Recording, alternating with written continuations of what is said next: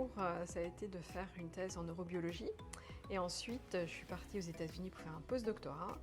Et je suis revenue en France et j'ai été recrutée à l'INSERM en 2011, au même moment où l'ICEM a été, l'Institut du cerveau a été inauguré. Je suis chef d'équipe à l'ICEM, donc j'ai une équipe qui travaille sur la sclérose en plaques et je suis aussi la directrice scientifique de la plateforme d'analyse de données. Donc je m'occupe aussi de mettre en place tout ce qui est l'intelligence artificielle, de savoir bien manager les données, c'est-à-dire les organiser, la gestion des données, qui est le prochain challenge qu'on va avoir à l'Institut du cerveau.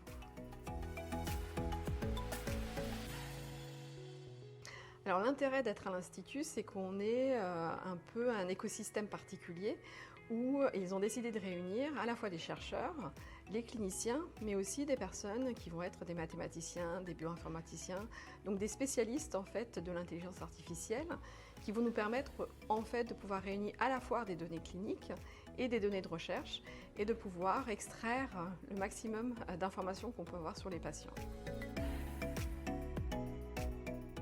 Alors, je travaille actuellement sur des programmes qui permettent de stratifier les patients, c'est-à-dire que les cliniciens qui sont à la Pitié-Salpêtrière, donc ici, vont nous informer sur les patients qui ont des capacités plus ou moins importantes à s'auto-réparer.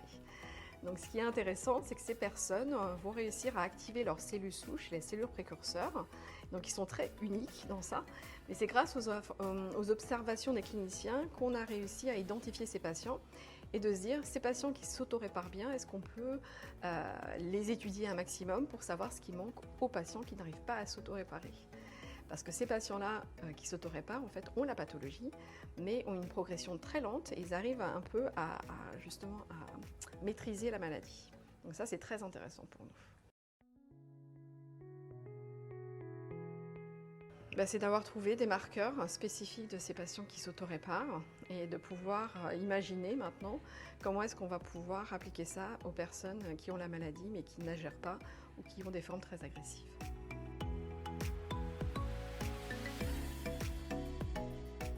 C'est de trouver, parce qu'on est chercheur, mais on essaie de trouver un maximum et puis d'aider les patients.